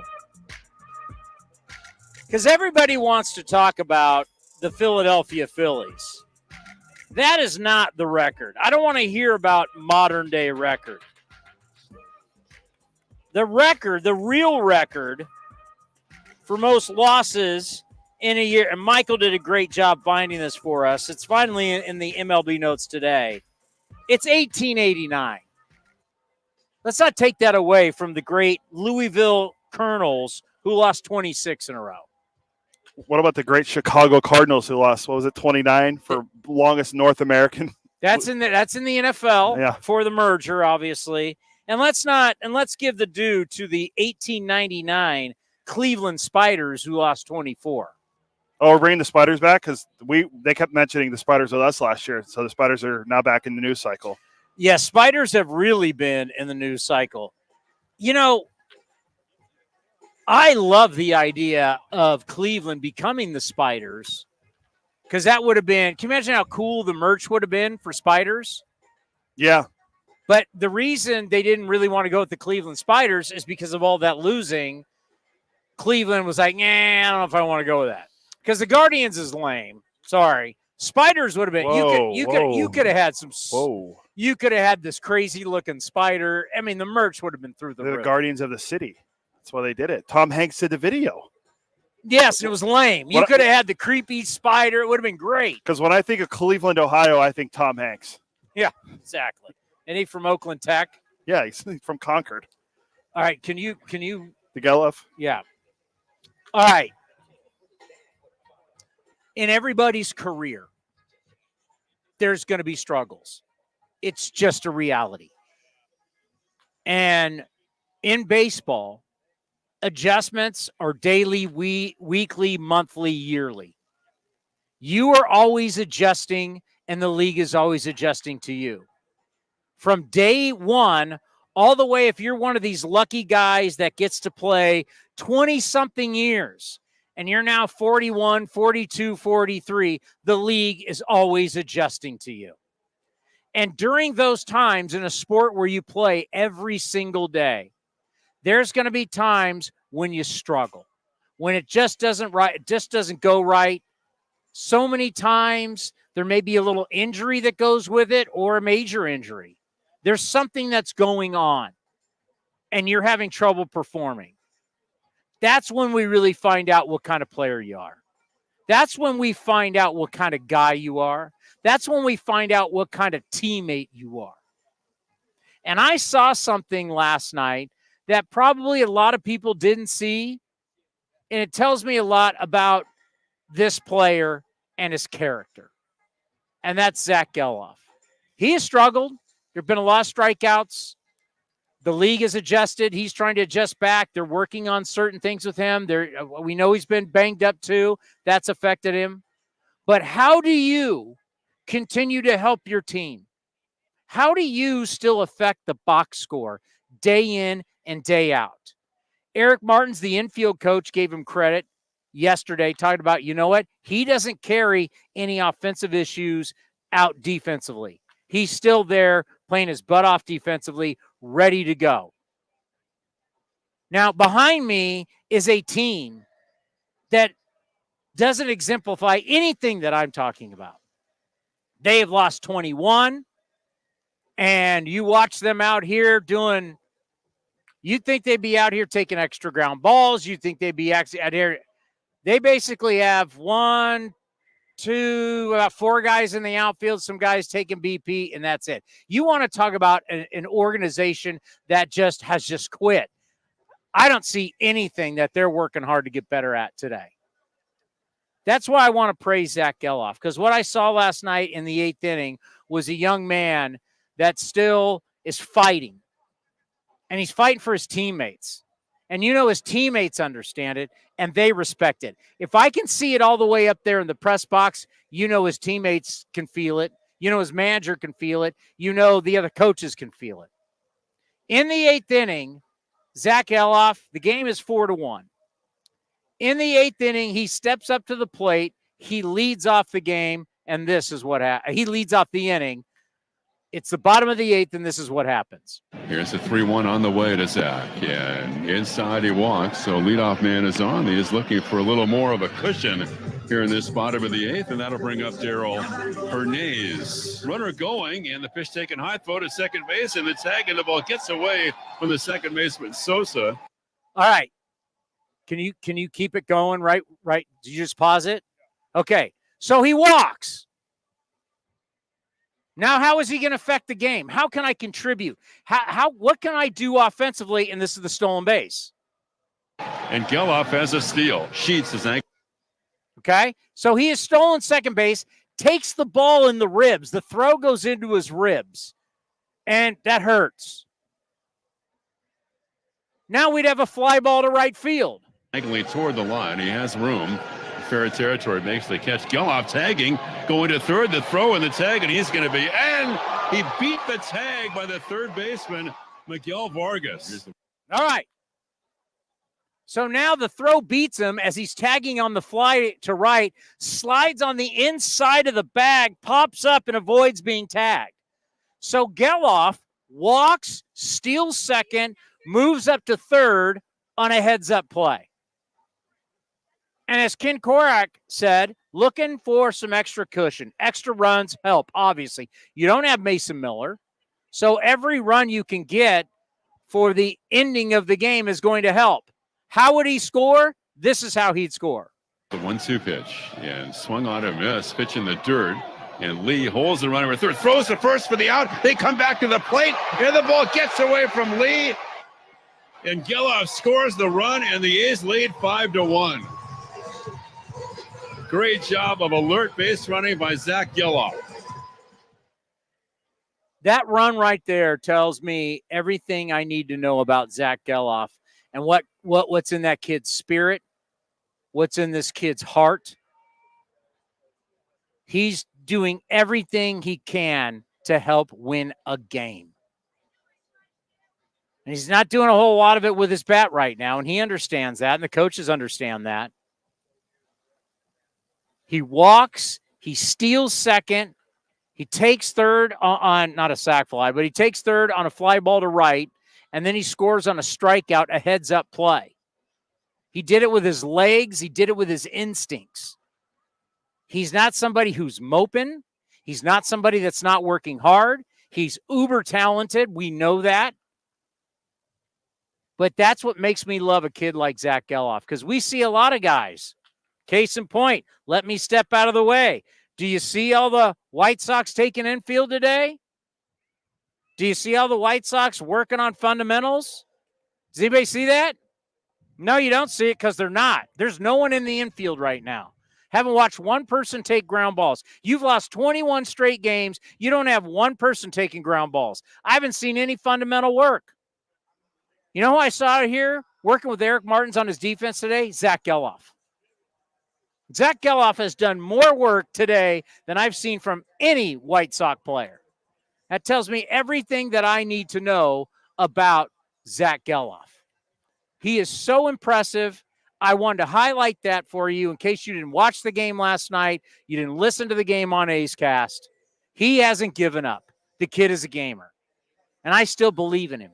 And I still believe he can be a great player. Just not a guy that plays for the A's, just not a guy that has a career. I still think he can have a great career because of what's inside of him.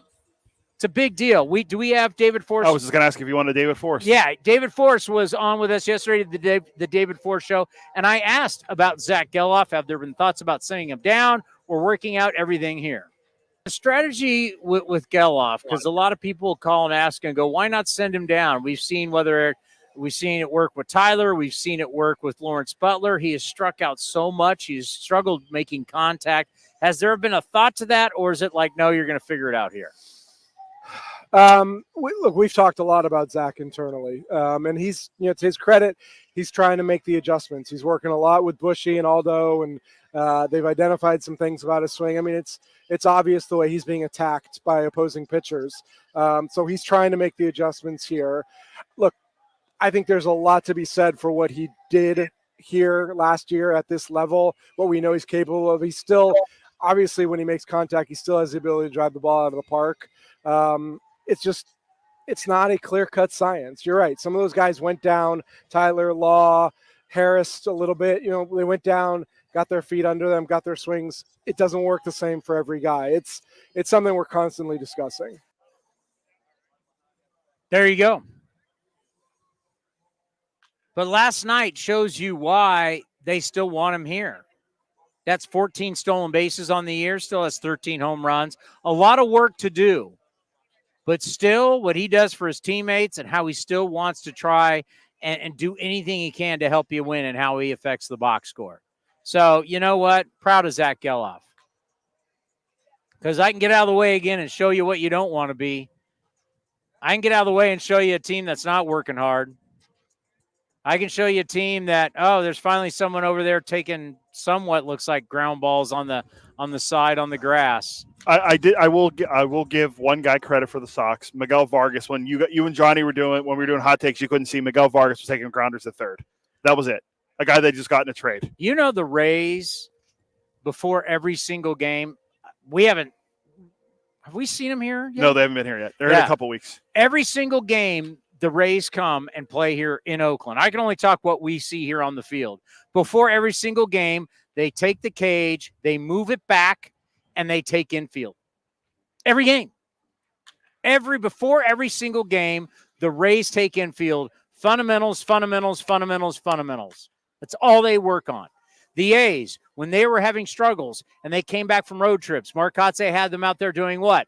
Fundamentals, doing infield, doing PFPs, working as hard as you possibly can to turn it around.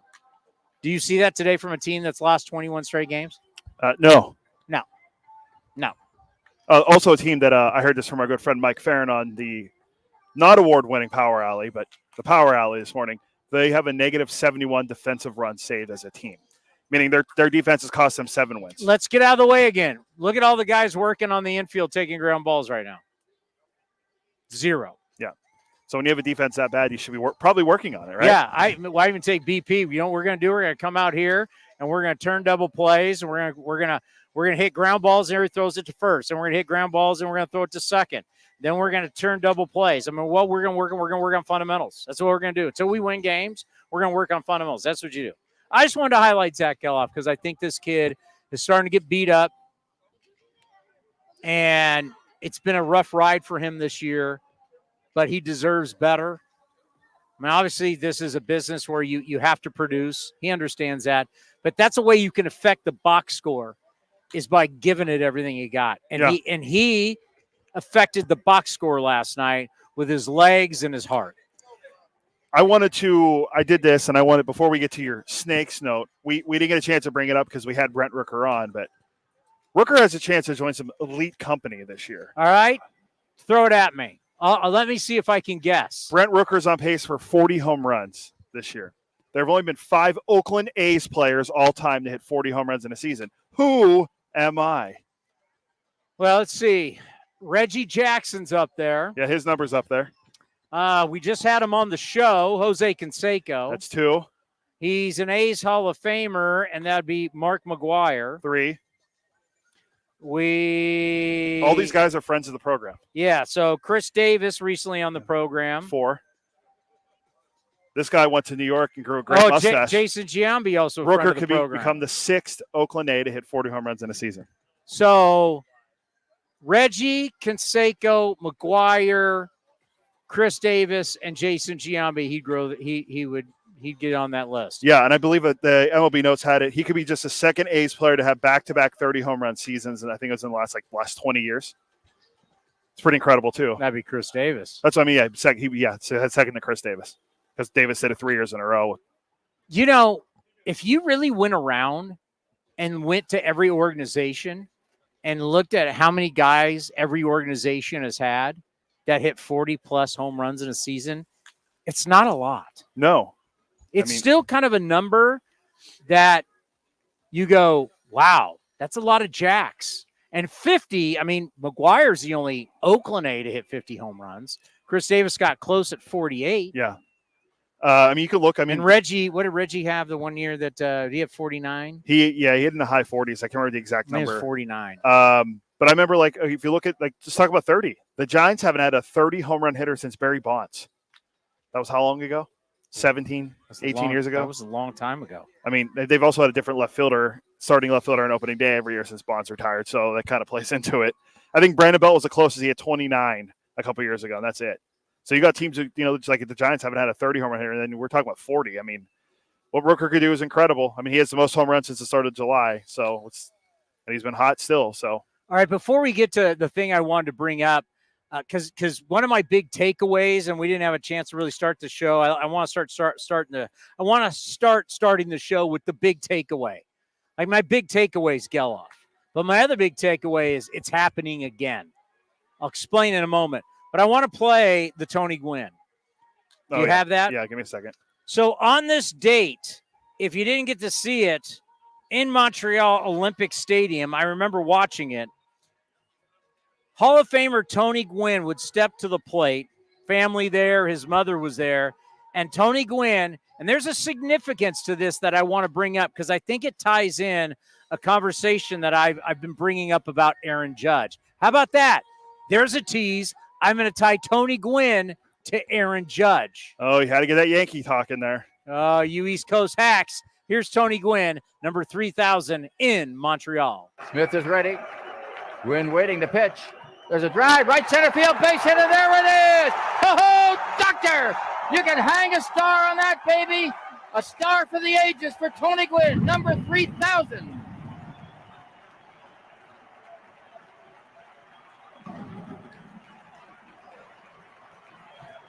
Well, the entire Padre Ball Club is heading to first base to congratulate Tony. The entire team is out there. Do you know who is on the call? Is that Jerry Coleman? The Colonel, Jerry Coleman. Not to be confused with the Louisville Colonels who lost how many in a row? 26? Jerry Coleman is in two major Hall of Fames in his life. As a Ford C. Frick Award winner. Remember, he was Rookie of the Year with the Yankees, played on great Yankee teams. But he won the Ford C. Frick Award, and he's in the Marine Hall of Fame. I knew it was a military one. I couldn't remember if it was the Marines or what. Talk about a man who has seen real combat, the great Jerry Coleman. Tony Gwynn is the third fastest player ever to 3,000 hits. Why is that significant? Well, because the only guys who beat him played in a completely different era. Everybody else in baseball, and we've celebrated a lot of guys get 3,000 hits, are not even close. It shows you what an amazing hitter this guy was. And the note that I saw today, only two other players who debuted since 1900 had 3,000 career hits and a higher lifetime batting average than Gwynn. That's Ty Cobb, who retired in 1928, and Tris Speaker, who retired in 1928. Nobody even sniffs Gwynn in modern baseball. And the two guys, Nate Lajoie and Ty Cobb, are the only guys faster to 3,000 hits than Tony Gwynn. And once again, those guys played in the early 1900s. I think when I said I did expansion era, I think it was Tony Gwynn, Jeter, and I forget what I told you the other one was. But they're not even close to how fast he did it. And that's why it ties into me, this Aaron Judge thing. Ralph Kiner has always held this fastest guy to 300 home runs. It's about how many games you do it. It's not Babe Ruth. It's not Bonds. It's not whoever you think. It's Ralph Kiner. Aaron Judge is about to get there way faster. So Brian Kinney, our buddy, friend of the program from MLB Network, loves to talk about when you're looking at greatness, what is your peak? And when I think about Tony Gwynn and the amount of hits and how fast he got all those hits is incredible. When I think about how fast, because too many times we're a sport where guys can play a long time. One of the greatest examples is Miguel Cabrera. Miguel Cabrera was worth basically nothing the last 4 or 5 years of his career. He was there because of a contract. He was a the former owner, Michael Ilitch, the pizza god there in Detroit. Little Caesars. He loved McGrath, gave him this crazy contract. Miguel Cabrera doesn't have that contract. Miguel Cabrera at one point would have been signed to a minor league contract.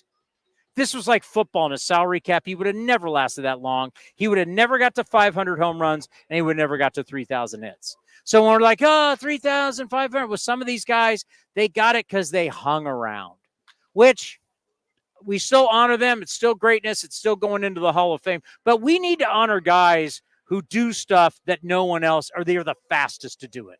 Like Nolan Ryan is the fastest to all the strikeout marks. He has the all-time mark. No one struck out batters like Nolan Ryan. I don't think no one's ever going to sniff his strikeout record. No one stole bases like Ricky Henderson. No one's going to sniff his records. But how fast guys get to it, too, is also Ricky Henderson got to the record faster than anybody in amount of games. We need to honor these guys. Instead of just always looking at the totality of numbers, we need to honor the great players who do it in such a quick amount of time. Somebody may have more because they hung. I mean, Pete Rose hung around he was a manager, player. I mean, he hung around forever. I want to honor the guys that actually do it the fastest in the quickest amount of time, because it really shows their greatness. And then you're going to have to say, Judge is a player as a 6'7", 270, whatever he is. He's the largest human ever to play center field and get to the 300 home runs faster than anybody. We have to look at that as one of the great peaks in the history of the game. No, 100%. I mean, what Judge has been able to do. And he's playing center field. It's like he's playing DH. And not War really gives. That's why look at J.J. Bleday. But, War really, you look at certain shortstop center fielders, War gives a lot of credit to the tough defensive positions. Yeah. The only one that really gets penalized, I think, a lot is catcher. Pitchers, too. But catcher gets penalized. But what Judge has been able to do, he had the couple injuries, everything. But, I mean, what he's been able to do when he plays, well, I don't think we're going to see a player like him for a long time. Yeah, I know it's like, the Yankees. Get over the Yankee thing. We're trying to talk about greatness here, right? Whether you're talking about a Padre or and I'll give you another one, and he's somebody we all loved. He's actually a good friend of mine, Kenny from Tokyo. Griff. Oh, my friend Ken Griffey. We had some good times in Tokyo in 2019. But Ken Griffey is a player everybody loves, right?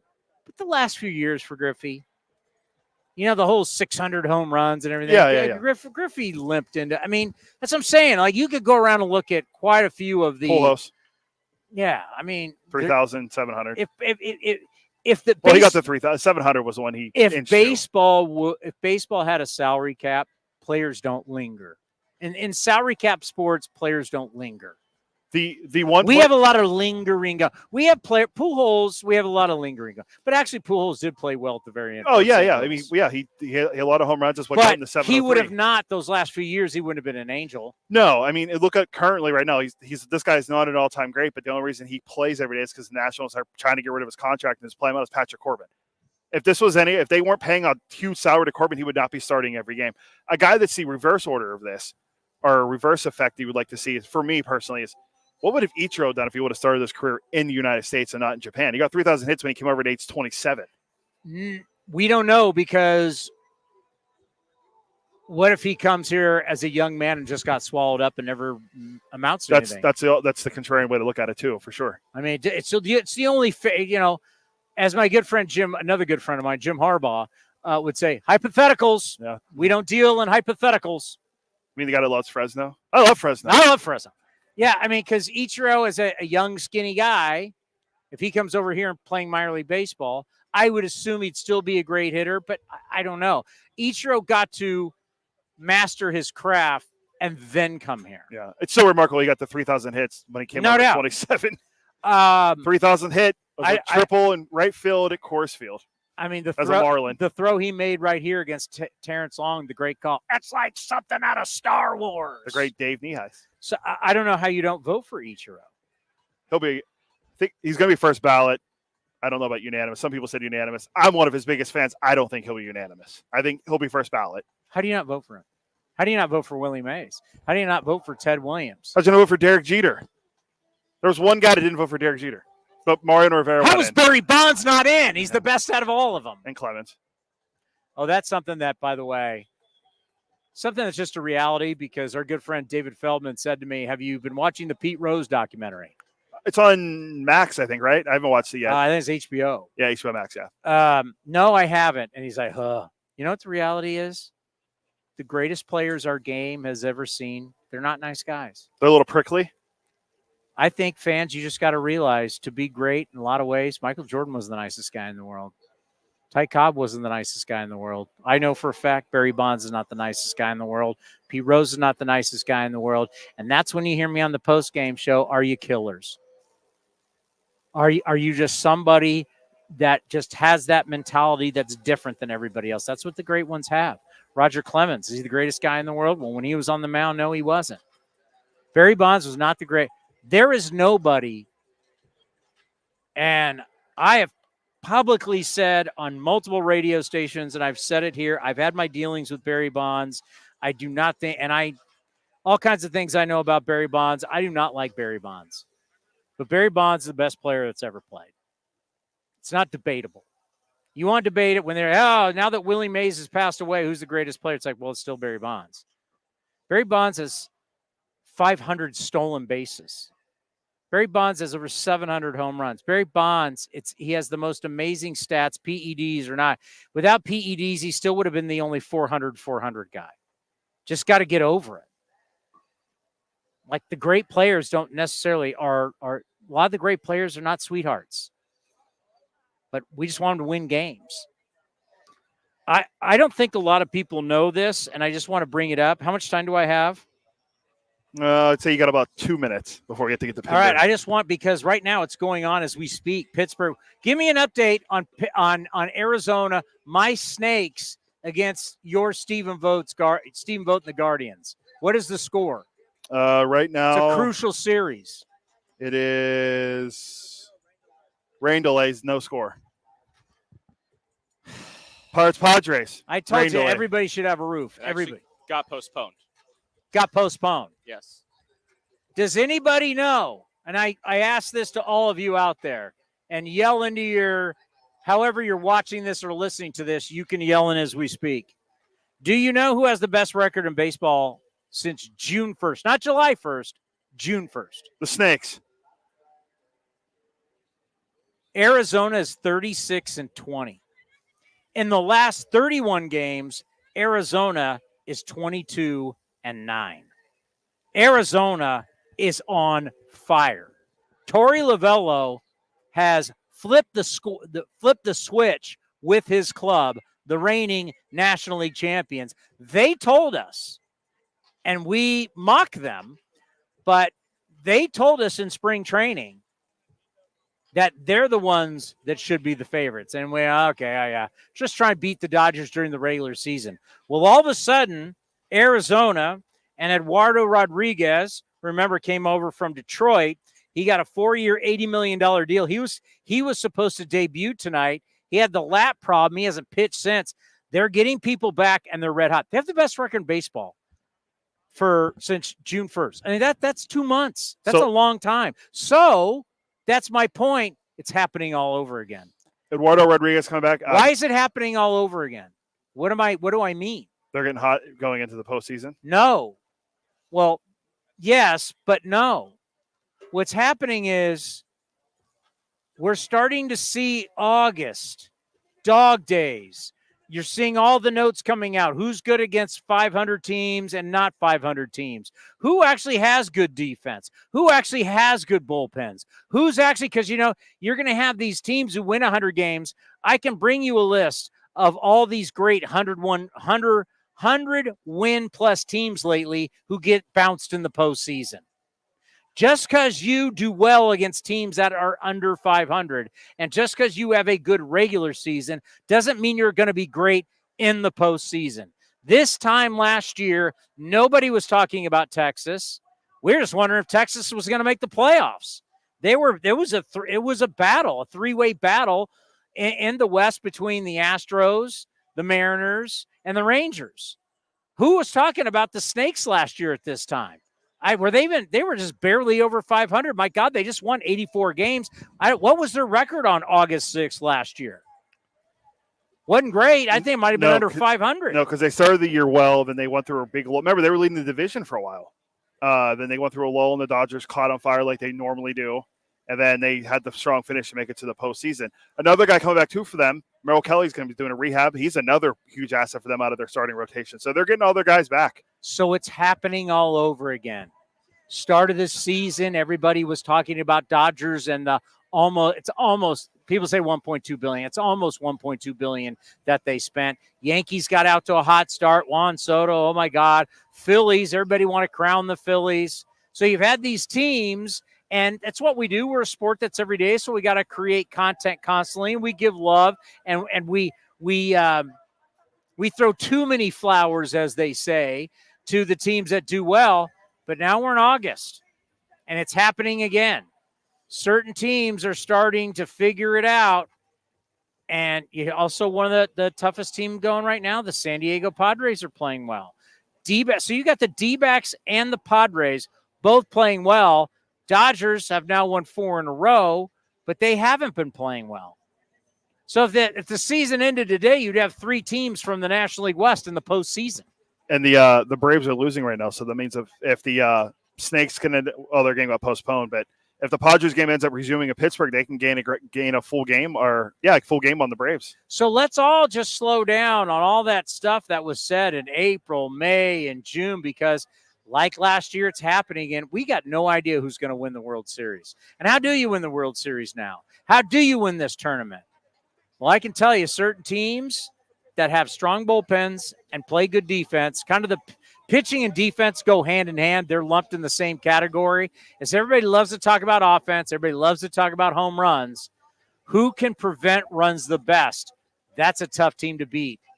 Very, very tough team to beat in the postseason. And obviously, who gets hot offensively? Who gets hot? Always a big deal.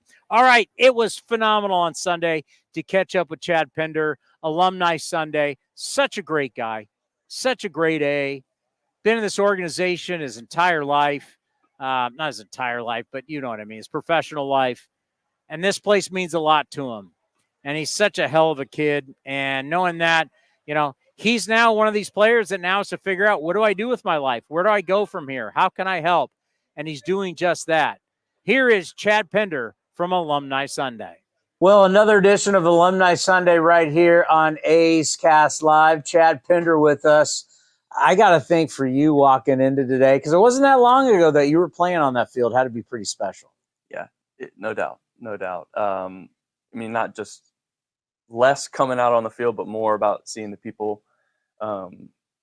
Most of the faces, if not all, are the same. And I was talking to someone earlier, and to me, that was like my experience here. Like, it was looking back more about the people from, clubhouse staff to F-lot staff to you guys. Like, that to me has filled me more with like great memories and pride than like going out on the field and thinking about baseball. Like, so that for me has been special. But on the field, there was a lot of magic. And I think about your career with the Athletics as a guy who came up through the organization. You had such great friendships that the clubhouse was so close, and you were young guys battling together just to get to the big leagues. You finally got here, and then you won. Yeah. There's no doubt that, I spent a third of my life in the A's organization. So a little over 10 years, and the friendships, the organization, like I said, the people, that's a long time. And it's no doubt it's a special place in my heart. What was it like when you guys started to really realize, probably late 2017, that we got something here, and then you head into 2018 and it clicked?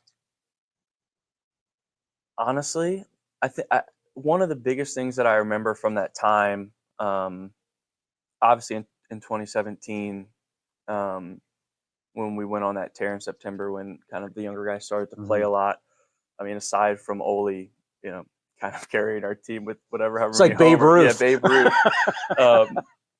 And then going into 2018 was this belief and this growing belief that hey man, we belong here too, and you started to see it, people buying into it. But in particular, I remember Bomel. He put a sign right in front of the staircase coming down. And it wasn't like we were looking at the whole, right? Like we weren't looking at the whole season. We weren't looking at what could we do. It was more center focused on what is today. And all it said was let's shake hands today. Meaning, let's win. Let's win today. And I think being a lot of there was a lot of young guys, and there was some incredible veterans sprinkled in there with wisdom and experience, which you need. That belief and having the youth be hey man, I'm in the big leagues. I am going to play for today. I'm not worried about September. I'm not worried about we didn't know what September felt like in the big leagues, and we didn't know what it felt like to be 29 years old and our bodies are aching. We were really young and we were hungry and we were eager and we had some great leaders. And you can't do what we did without really special talent. And we had that. We really did. I mean, if you look at it, obviously they're not here now, but I could name 5 or 6 guys that went on to be all-stars, whether it was here or somewhere else. Talent was there. And when you comboed that with the belief, it was okay, 18, we're really good. And you sprinkle in some really not retrospectively surprising, but guys like Blake Trinan, who's here this weekend, Liam Hendricks coming back and being the bullpen arm he was, and Lou Trevino coming up, our pitching staff was so good. And even on the starting side, and we talked a little bit about it earlier, but the team aspect, as hitters, as a group, obviously we're a whole team, but we knew if we did our job, if we could get a certain amount of runs by the 5th or 6th inning, and we had, the horses coming in from the bullpen, we were man, nobody wants to face these guys. So let's give them what they need. And that belief, that camaraderie, the friendships, talked about it a lot. It wasn't surface level with that team. No. It was deep. Real. It was real. Yeah. To the point, we're still, that group from 2017, 2018, we still have a fantasy football league. We still have a group chat, real friendships. And I think that was super, super unique. Because you don't get that a lot. And I do think some of that comes from, like you said, coming up in the organization together, and our front office, you have to tip the cap to them. They filled our clubhouse with good people that you wanted to come to the field with and be around 162 times throughout the year, and spend countless hours and grinding and taking it off the chin and picking yourselves back up. They did an incredible job putting together not only a staff, but a clubhouse full of guys that were grinders, and they were good people. It was so unique because you looked at Marcus Semien, and no one worked harder than Marcus Semien. We talk about leading by example. And then you had a real vocal guy and Matt Chapman. But it was funny when I used to tell people Chad Pinder is one of the real leaders of this team. People are Chad Pinder, yeah. I'm he's a guy they've looked to kind of as a real glue guy through the minor leagues into the major leagues. And here's a team going to the playoffs 3 straight years. What did that mean to you that the guys that you played with looked at you? You weren't the most vocal guy, but you were looked at as a leader. I think in the moment, I didn't want to think about it. I never thought about it that way. I never thought about I'm a leader. Like I can remember growing up, like my dad always saying, like, you know, like be the guy people want to come to. Like when you're in club, be a guy that people gravitate towards. Don't be a guy that is the guy that people are like, oh man, like he's gonna be negative or like. And I love the clubhouse. I love the team. I love the camaraderie, and like I didn't like pointing fingers. And that's the beautiful thing about baseball is like there is tomorrow, there is the next day. Like, okay, we'll fix it. Like we had a miscommunication, you know, on a pop fly. Like it's not his fault. It's not his fault. Like both our fault. It's the team's fault. Like let's fix it. And the leadership portion, like I think it just came from genuine friendship. Like I was true friends with everybody. Like I loved the people I was playing with, and I think that's powerful. Like in any job, in any, no matter where you are, is just like love the people you're around. And it may sound corny, but it's like to pour into the people you're around, and like I loved doing that. Like there's no, for me, like aside from where I'm at with my family now, like there's no better feeling than like a group of people coming together and going for a common goal. And we genuinely had that with these guys. Like we wanted to play in the playoffs. We wanted to prove people wrong. We loved being the gritty Oakland A's that like nobody thought about, even though like we had superstars on that team, like who have gone on to do incredible things in their career. Like people still didn't look at us like that while it was the 2018, 2019, like people, yeah, they said, you know, the Matt Chapman, he's one of the best third basemen in the game. He's unbelievable at third base. And Matt Olson's an incredible first baseman and has crazy power, and he's going to learn to hit, and which he has. And Semien, like, look at what Marcus Semien has done. Like, Chris Bassett, I mean, the list goes on and on. Trinan and Lou Trevino, like, I could name everyone on that team. And, like, I love the people that I worked with, and I love the people that I got to come to the field and see and be around and laugh and enjoy it. So I think from the leadership standpoint, like, was nothing that I was trying to be other than a teammate, a good teammate, like an understanding, like a deep understanding of like how hard this game is. Like, cause I got to watch a lot of baseball, like wasn't an everyday player. Like I got asked earlier, if there's one piece of the Coliseum I could take, I'd be like, I'd take that seat that I sat in for literally 1,000 innings watching baseball. Like I want that seat that is underneath the baseball cam, the MLB baseball cam, because I spent a lot of time there. And I got to watch Big League Baseball and really see like how hard it is and how intricate it is to have a guy like Marcus Semien play 162 games as shortstop, and to show up every day and do that, and like know how hard it is. Like, hey man, like, you made an error. Like you play every day. Like my body couldn't handle that. Or you know, like yeah, you took the outfielder, you took a step in and it burnt you. Like okay, like that's one lapse of judgment in 162 games. Like in being a utility player, I understood how hard each position was. So like viewing it from that perspective of like, man, this game is hard. Like, let's lean on each other. Like that's how we're going to get through 162 games without just destroying ourselves. So it was never about leadership. It was more about like being with people, loving people.